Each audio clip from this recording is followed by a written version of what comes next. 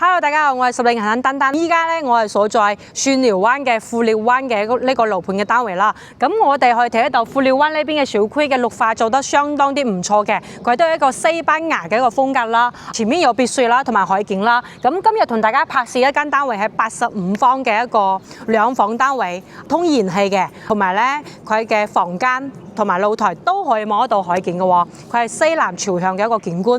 咁依家我哋係所在1樓嘅一個樓層嘅位置可以望得到，其實呢邊嘅一個便利店啦，同埋菜鳥業站啦，全部都已經開晒嘅。包括如果業主過嚟呢邊住嘅話，都可以揸高爾夫球車去到3期1期。依家我哋係在3期，都係去到2期1期，都係相當啲方便嘅。主要嚟講，呢個小區咧非常之近高鐵站。去到惠東南站係只需要揸車7分鐘左右嘅，從惠東南去到香港西九龍呢邊係只需要1個鐘頭15分鐘，非常之方便啦。咁事不宜遲，我哋直接上去睇下呢間單位究竟係點啦。Let's go！ 咁依家咧，我哋係所在兩房嘅呢個單位啦，85方單價係只需要3100蚊啦，總價係只需要268000啦。咁我哋可以睇得到呢間房係非常之開揚嘅，從入門呢邊咧都可以睇得到陽光已經曬咗房間裏邊啦。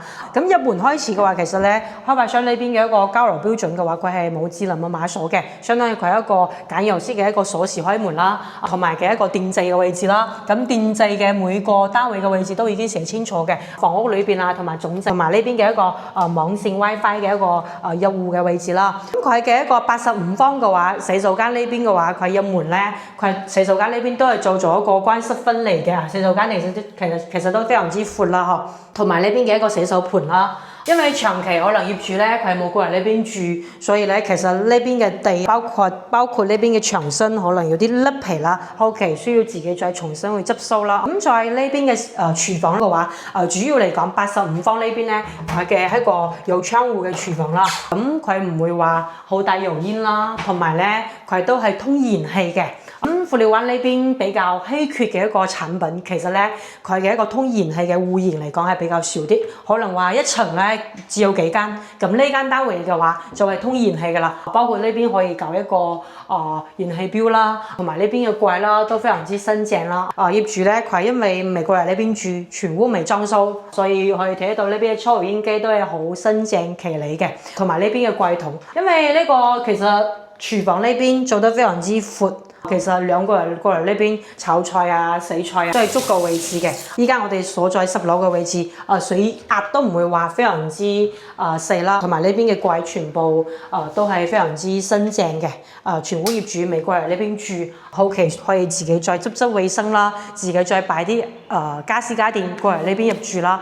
咁房間呢邊嘅開間嘅話，我哋目測落嚟嘅話都有4.1米嘅一個開間，我哋其實都可以在呢邊嘅位置啦。擺啲嘅床啦、sofa 啦，咁一般電視嘅位置係擺喺呢個位置嘅，咁 sofa 嘅位置啦，房間呢邊擺啲床啦，咁再 sofa 位置再睇電視，其實都係夠闊綽嘅啊。咁我哋再睇翻呢個露台啦，呢個露台其實同單房嘅露台嘅面積都差唔多，都有7個平方左右。主要嚟講呢個視野，咁我哋睇得到小區裏邊嘅呢個別墅啦，同埋個呢邊嘅一個綠化做得相當啲 OK 嘅。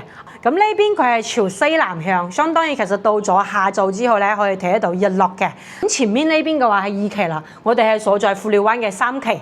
咁在左邊呢邊可以睇到富寮灣嘅1期同埋4期啦。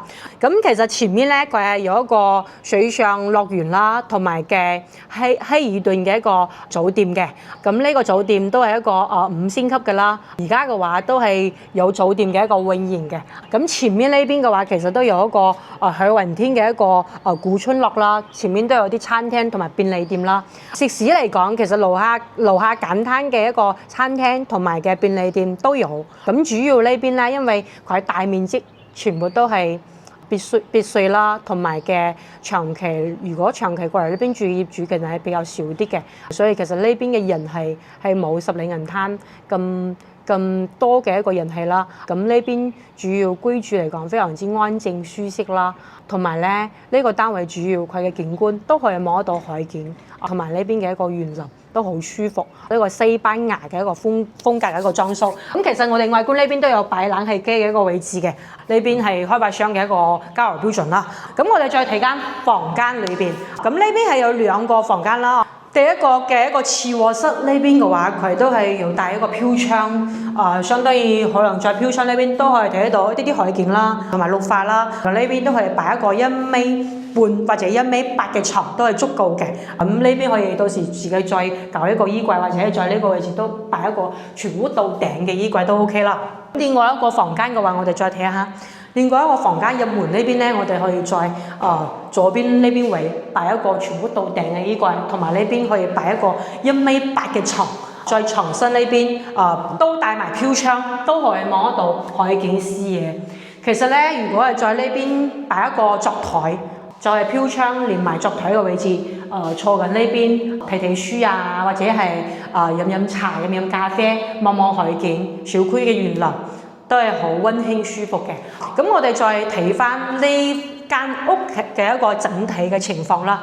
我哋入門呢邊嘅睇得到房屋裏邊呢邊嘅牆身，其實因為咧呢個業主佢長期未過嚟住啦，可能話下面呢邊嘅地磚包括下面呢邊嘅牆身需要自己後期再重新執修一下。不過其實佢嘅一個頂呢邊嘅一個牆身都係保持得比較新淨嘅，同埋呢邊嘅窗簾業主因為之前嘅一個裝修比較簡約式，咁後期都係全屋再做一個定制，或者係自己如果中意其他嘅一個現代化風格裝修，去全新再裝修啦。咁我哋再做一個簡單嘅一個總結啦。主要嚟講，呢間單位85方，單價只需要3000幾蚊。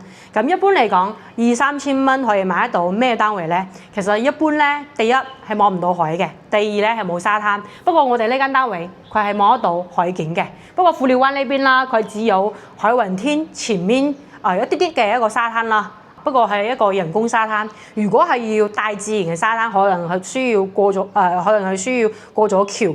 就係到我哋富寮灣再行前啲嘅孫寮灣，咁容街嗰個樓盤先至有比較大啲嘅一個沙灘啦。